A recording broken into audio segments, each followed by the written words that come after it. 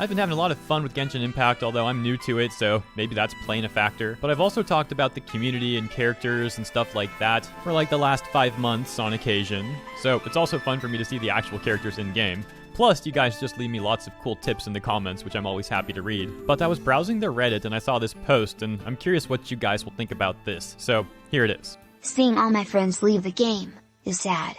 All of them like a lot the game, but they just got tired of all the problems that the game has, and I'd had for a long time, like the resin system, lack of anything to do, end game, artifact system, lack of communication, etc. I would go deeper into this, but honestly, everyone knows at this point everything. Honestly, I really don't blame them for leaving. On the surface, the game is amazing, but when you get deeper into the game, you start to realize the amount of problems that game has, but not because it is intrinsic to the game, but for the way that the company handles the game. Like really, time and time again MHY is letting down the community and never listen to us. It's frustrating to say the least. I really love this game, it's my favorite game, but I'm afraid that I may also end up like them, if nothing ever changes with the issues listed above.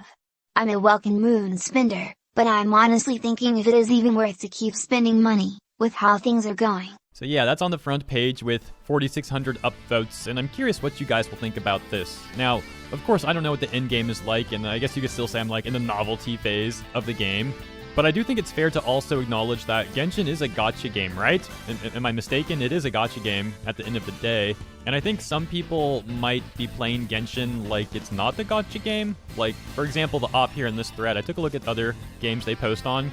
They post on like Arc and Destiny and things like that. And while I certainly play more normal games, so to speak, than gacha games, like there's only a few gacha games I actually play. To my understanding, they're generally the type of game that you don't play as much as like a normal game, if that makes sense. I'm definitely not using the best phrasing here, but hopefully you get my point.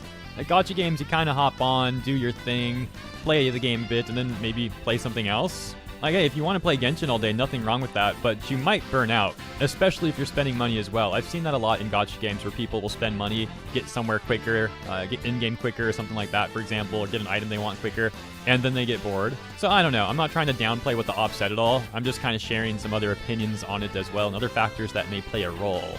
But ultimately, again, I'm just a noob who's still having a good time, so I might have no idea what I'm talking about, and I certainly don't know what endgame is like and all that, so I'm curious to see your opinions in the comments. Thank you for tuning in.